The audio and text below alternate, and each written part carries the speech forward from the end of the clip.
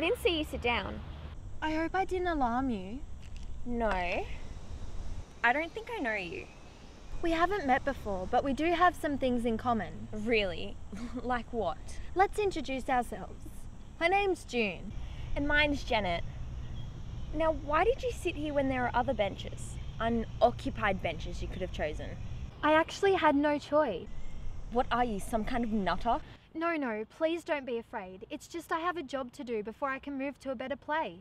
I'm sorry, you've lost me. Look, it seems to me that you could do with a friend at the moment. Even a nutter. That's true. I came here to make a big decision. You could say a life-changing decision. I know. How could you know? Go on, what's the big decision? Whether it's all still worth it. It's always worth it. What would you know? I've been where you are, and I made the wrong decision. What? Let's see now. Your troubles are... Your job has become unbearable. Your boyfriend's left you, and your parents don't understand you. You must be a mind reader. No, it's just as I said. I've been there. You know, if you talk about your problems, they usually don't seem to be as huge and overwhelming as you first thought. Yeah, right. Tell me about yourself. Let's start with those pills. Nothing to tell, just some pills. And therefore? Okay, they aren't mine. They're my mother's. And yes, I am thinking about swallowing the whole lot and ending my miserable existence. Tell me why you're so miserable. I might be able to help. Help? What, are you a guardian angel or something? No, it's just that I too believe there was no way out of my miserable existence. My parents didn't listen to me and didn't love me. My boyfriend had walked out on me, and my job was getting me down. Absolutely getting me down. It all got too much for me, instead of seeking help. And help is out there. I decided to end it all with 2 bottles of my mother's pills.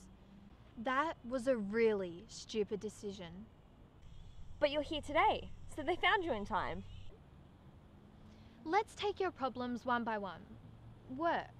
4 months ago, I got a job as an apprentice in a beauty parlour. And? The first week was great, but the next 11 was hell. How come? Well, they had me sweeping, running errands, cleaning, and generally doing all the crap work. Lesson 1. Jeanette, in every job you have to start from the bottom and work your way up step by step. It's called the learning experience. It happened to me and it happens to everyone. That's how you gain experience and knowledge. Yeah, that's what the boss Mary told me. She said once I'd proved myself, I'd be given an apprenticeship. Well, after 3 months and no apprenticeship, I told her to shove her job and walked out. And how did she take that? It was strange. She phoned me a few days later and said she'd give me another chance if I apologised to everyone who heard my outburst. And you said? I told her to shove it again. Do you really want to be a beautician? Ever since I was a small girl. It seems to me Mary believes in you. If I were you, I'd go and apologise. And if you're accepted back, I'd give the job your damn best. You're in the wrong, so try to correct it. Maybe. What about the boyfriend? First, what about you? You said you had a job to do. What sort of job? It's just one of those jobs that, if you get it right, you get a koala stamp. And move on to a better place. But let's talk about the boyfriend. Was he handsome? You bet. It was one of those storybook romances. Until yesterday. What happened? I found out he was married. Not only married, but his wife's pregnant. How long had you been together? Would you believe 4 months? And you had no idea? No. We stayed at motels on weekends. He told me he worked away during the week and only came back on the weekend to see me. And you never suspected? He said he worked for ASIO as an intelligence officer. And if I asked any questions, we'd have to break up because of the Secrets Act. And you believed him? You can laugh. No, I'm not laughing. I believed him because I didn't want to break up. How did you find out he was married? Yesterday at the supermarket. The supermarket. Yes, the supermarket. I popped in to get some milk, and there he was at the checkout with a very pregnant woman. I heard her tell the checkout girl they'd been married for 18 months, and this was their first child. Did you confront him? No, because I didn't want to hurt his wife. So I left the milk and pushed past them. I can't believe I was such a fool to believe his story.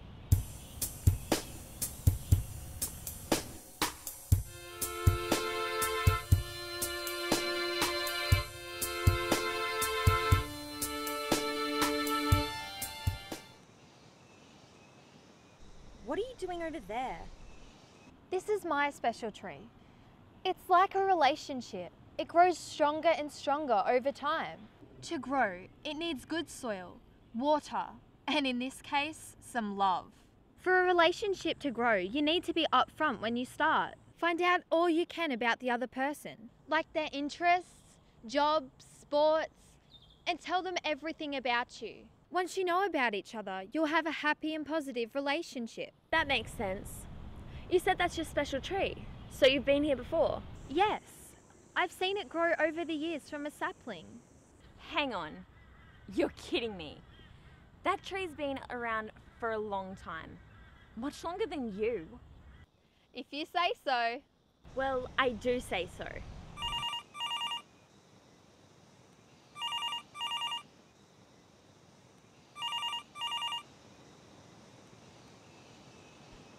Who was that? You seem to move around a lot. I'm just very keen to finish my job so I can move on for good. Who was that? My mother. I walked out of home after yet another argument. Over some huge, massive drama, I assume. Mum and Dad keep asking why I lay around my room moping. I keep telling them it's none of their business. It came to a head this morning. Dad said if I didn't want to talk to them, he could take me to a professional I could talk to. So I told them to stick it and left. Do you think if you confided in them about the boyfriend and the job problems, you'd still be living there? Probably. Actually, yes. When I look back, they were always there for me.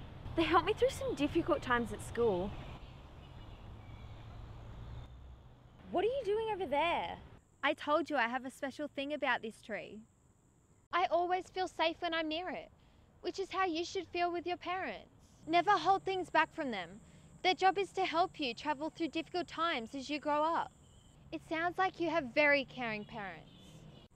You should think twice before making drastic decisions on your own. Yeah, that makes sense. Since I've left school, I've become very independent, but I feel they're still very concerned about me. That's because they love and care for you. They sound like wonderful parents. You should be very thankful. I'm starting to realize that now. You see, Jeanette, before anyone decides to do anything stupid, they should think about all the heartaches they could leave behind. Life's too precious to throw away at the drop of a hat. We can all be happy in life if we try. You know, my dad has a saying, don't settle for what you are, but believe in what you can become. I now realize just how true that is. Now, Jeanette, it's time you go home, hug your parents, and tell them you love them and ask for their guidance. Call your old boss and see if she'll have you back. And as far as your boyfriend, as they say, there's plenty of fish in the sea. Exactly what I plan to do, thanks to you. You know, I believe this really is the first day of the rest of my life. Now, tell me about your job. Where did she go? How strange. I wonder who she was. Maybe she was a nutter. I mean, this tree is certainly a lot older than she is.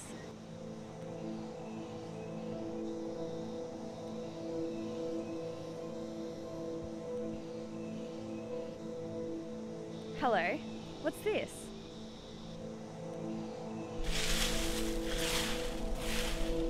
There's an inscription.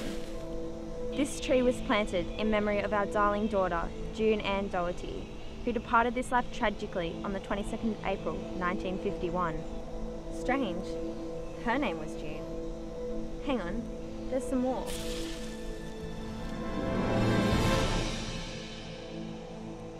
Oh my god, it's her. They didn't get to her in time to revive her. She died. Now it all makes sense. Her job was to stop me from making the same mistake she did all those years ago.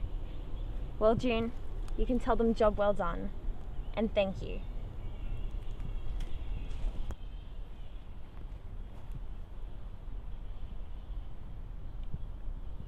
Hello, Mary? It's Jeanette Ingram here. I just rang to say I'm truly sorry about my outburst, and I really would love another chance. 9 o'clock tomorrow? Thank you.